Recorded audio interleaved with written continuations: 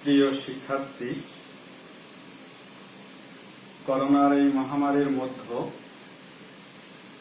ঘরে বসে অনলাইন ক্লাসে সবাইকে স্বাগতম। ধারাবাহিক ক্লাসের অংশ হিসাবে আজ আমরা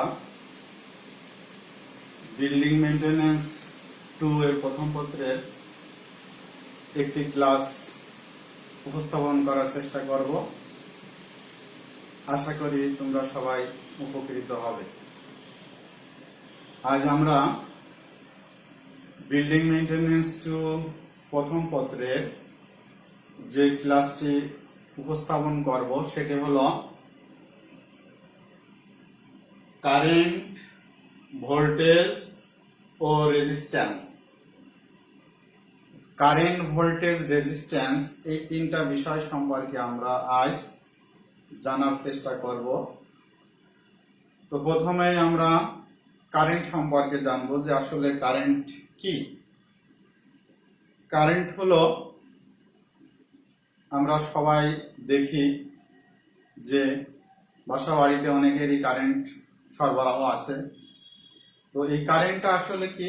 কারেন্ট হলো ইলেকট্রনের প্রবাহ। কারেন্ট কে আমরা সাধারণত ইলেকট্রনের প্রবাহকেই কারেন্ট বলে থাকি। কারেন্টের একক আমরা জানি অ্যাম্পিয়ার, একে এ দ্বারা প্রকাশ করা হয়।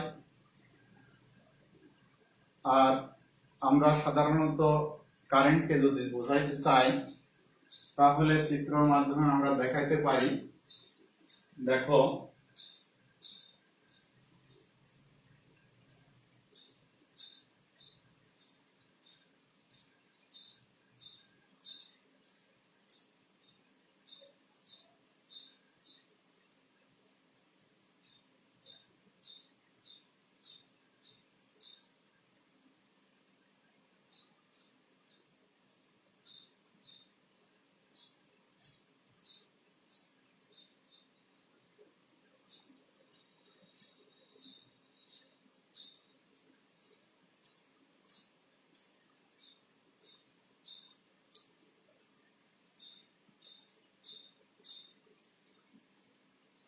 আমরা ছোটবেলায় অনেকেই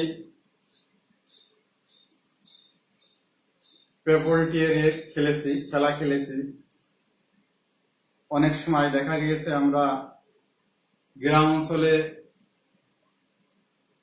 সেলো মেশিনে পানি উঠানো দেখেছি। এখানে সেলো মেশিনের পানি উঠানো দিয়েও উদাহরণ দেওয়া যেতে পারে। আবার ছোটবেলা আমরা বাঁশের যে পেপলটি দিয়ে খেলা করেছি সেই খেলার দিয়ে উদাহরণ দেওয়া যেতে পারে। যেমন আমরা যখন ধাক্কা দিই, যে পেপলটি খেলা, একটা বাঁশের চোঙের ভিতর দিয়ে একটা পেপলটি ঢোকায় দিয়ে আর একটা দিয়ে যখন ধাক্কা দেওয়া হয়, এখানে যেটা বের হয়ে যাচ্ছে ধাক্কা দেওয়ার ফলে, চাপ দেওয়ার ফলে, প্রেসার দেওয়ার ফলে যেটা বের হয়ে যাচ্ছে সেটা মূলত কারেন্ট। অর্থাৎ এখানে বলা হয়েছে যে ইলেকট্রনের প্রবাহ। তো এখানে যে প্রবাহটা আমরা বলেছি যে ইলেকট্রনের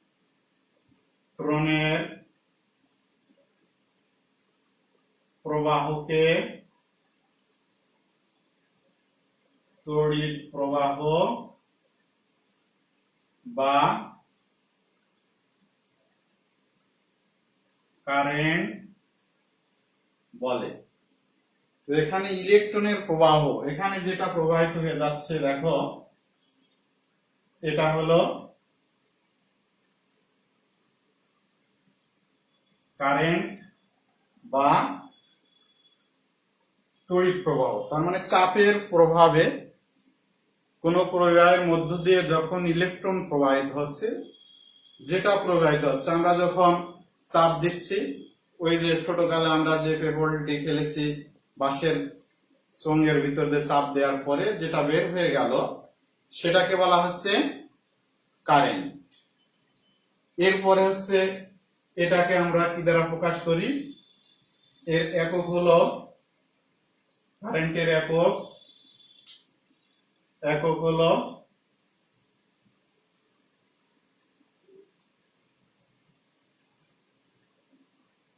অ্যাম্পিয়ার, এটাকে আমরা এ দ্বারা প্রকাশ করি। কারেন্টের একক হলো অ্যাম্পিয়ার, এটাকে আমরা এ দ্বারা প্রকাশ করি। আর অনেক সময় আমরা এর ইলেকট্রিসিটি বা শোষিত করা হয় আই দ্বারা, আই দ্বারা শোষিত করা হয়। তো প্রিয় শিক্ষার্থী, আমরা কারেন্ট সম্পর্কে প্রথমে জানছিলাম যে কারেন্টটা কি, আসলে ইলেকট্রনের প্রবাহ। সেই প্রবাহটা আসলে এমনি এমনি হবে না বা আপনা আপনিতেই হবে না। সেই ইলেকট্রনের প্রবাহ করাইতে হলে আমাদেরকে যেটা প্রয়োজন সেটা হলো চাপ। তোমরা সবাই জানো যে তোমাদের যদি চাপ না দেওয়া হয় তাহলেও তোমরা ক্লাসে মনোযোগী থাকবে না, লেখাপড়ার প্রতিও মনোযোগী হবে না। ঠিক তেমনই ক্ষেত্রে ইলেকট্রন আপনা আপনি প্রবাহিত হয় না, এই ইলেকট্রনকে প্রবাহিত করাইতে হয়। তো সেই করানোর জন্য একটা চাপের প্রয়োজন হয়, সেই চাপটাকে আমরা বলে থাকি ভোল্টেজ। তো আমরা এখানে দেখলাম যে চাপ, ভোল্টেজটা কি?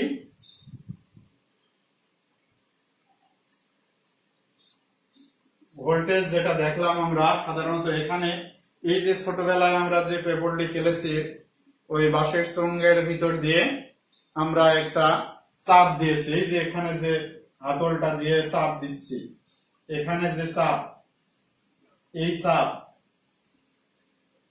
এই চাপটা হলো মূলত ভোল্টেজ। চাপটাকেই বলা হচ্ছে ভোল্টেজ। যে চাপ দেওয়ার ফলে আমরা আগে যখন গ্রামে পেপারটি সেই খেলা খেলেছি, সেটার ফলে চাপ দেওয়ার, প্রেসার দেওয়ার ফলে যে প্রবাহিত হচ্ছে, যে আরেকটা পেপারটি বের হয়ে চলে যাচ্ছে, সেটাই হলো মূলত ইলেকট্রিসিটি বা ইলেকট্রনের প্রবাহ। আর এই যে হাতলটা দিয়ে চাপ দেওয়া হচ্ছে, সেই হাতলটা হলো ভোল্টেজ বলা হচ্ছে। এখানে চাপটাই মূলত ভোল্টেজ। তাহলে আমরা যেটা দেখলাম যে ইলেকট্রন প্রবাহের পথে যে চাপ, সেই চাপটাকেই বলা হচ্ছে ভোল্টেজ। তো ইলেকট্রন প্রবাহের পথে যে চাপ, ইলেকট্রন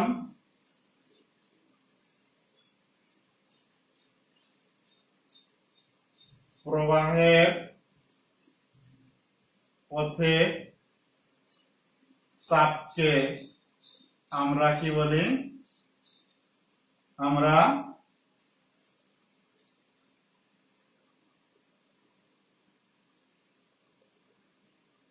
ভোল্টেজ বলি।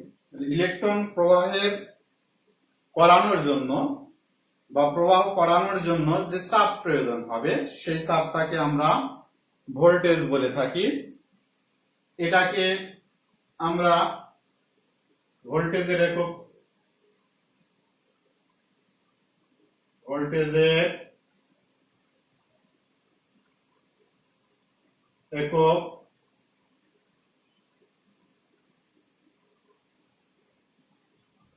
ভোল্ট। ভোল্টেজের একক হলো ভোল্ট। এটাকে আমরা ভি দ্বারা প্রকাশ করি। একে ভি দ্বারা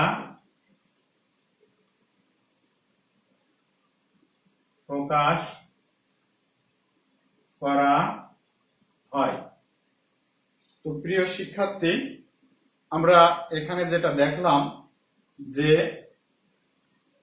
ইলেকট্রন প্রবাহ করানোর জন্য যে চাপটা প্রয়োজন হচ্ছে, সেই চাপটাকে আমরা সাধারণত ভোল্টেজ বলে থাকছি। ভোল্টেজের একক হলো ভোল্ট। ভোল্টেজের একক হলো ভোল্ট। এটাকে ভি দ্বারা প্রকাশ করা হয়। এরপরে আমরা জানবো যে রেজিস্ট্যান্স।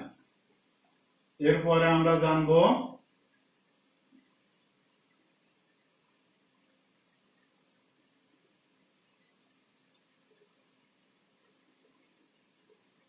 রেজিস্ট্যান্স। তো আমরা রেজিস্ট্যান্স জানতে চাইলে আমরা আবার পূর্বে সেই ছোটকালের খেলায় যদি আমরা ফিরে যাই, তাহলে সেই পেপলটি ফোটানো আমরা ফুটিয়েছি ছোটকালে।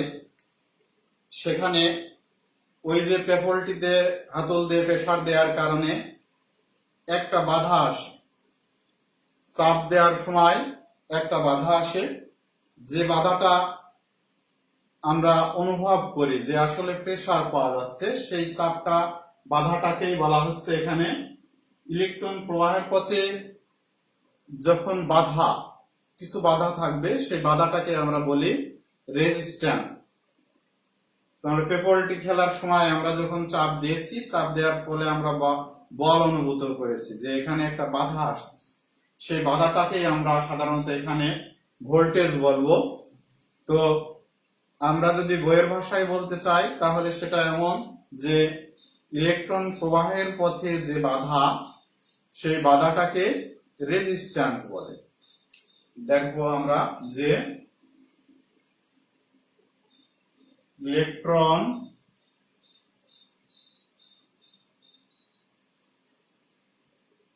প্রবাহের পথে যে বাধা,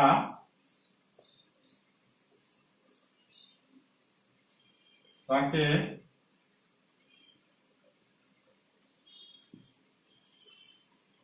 রেজিস্ট্যান্স বলে। একে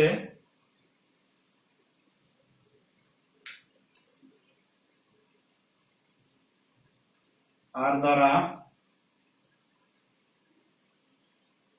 প্রকাশ করা হয় এবং একক ওহম। গ্রিক অক্ষর ওমেগা দ্বারা প্রকাশ করা হয়। তো প্রিয় শিক্ষার্থী, আমরা এখানে যেটা দেখছি যে রেজিস্ট্যান্স হলো ইলেকট্রন প্রবাহের পথে বাধা। ইলেকট্রন প্রবাহের পথে যে বাধাটা আসছে সেটাকে আমরা রেজিস্ট্যান্স বলে থাকি। তো এখানে রেজিস্ট্যান্স হলো, এর একক হলো ওহম। রেজিস্ট্যান্সের একক হলো ওহম। এখানে এই রেজিস্ট্যান্সটা আসলে এটা গ্রিক বিজ্ঞানী ওহম নাম করে এক বিজ্ঞানী আবিষ্কার করেছে, যার নাম অনুসারে এটা ওহম বলা হচ্ছে, এবং গ্রিক অক্ষর এটাকে ওমেগা দ্বারা প্রকাশ করা হয়, আর রেজিস্ট্যান্সকে আর দ্বারা প্রকাশ করা হয়। তো প্রিয় শিক্ষার্থী, আমরা বিল্ডিং মেইনটেনেন্সের ভিতরে ইলেকট্রিক্যাল একটা অধ্যায়, সেই অধ্যায়ের ভিতরে ইলেকট্রিক্যালের মোস্ট যে কাজগুলো সেটা হলো এই কারেন্ট, ভোল্টেজ এবং রেজিস্ট্যান্স। এটা সম্পর্কে আমরা যদি জানতে না পারি তাহলে বিল্ডিং মেইনটেনেন্সের যে কারেন্টের যে কাজগুলো আছে সেগুলো আমরা করতে পারবো না। এই জন্য তারই অংশ হিসাবে আমরা প্রথমে কারেন্ট, ভোল্টেজ এবং রেজিস্ট্যান্স এই তিনটা বিষয়ে সম্যক কিছু ধারণা অর্জন করলাম। এখন আমরা এই বিষয়ের উপরে কারেন্ট, ভোল্টেজ এবং রেজিস্ট্যান্সের মধ্যে সম্পর্ক, কারেন্ট, ভোল্টেজ এবং রেজিস্ট্যান্সের মধ্যে সম্পর্ক, কারেন্ট, ভোল্টেজ ও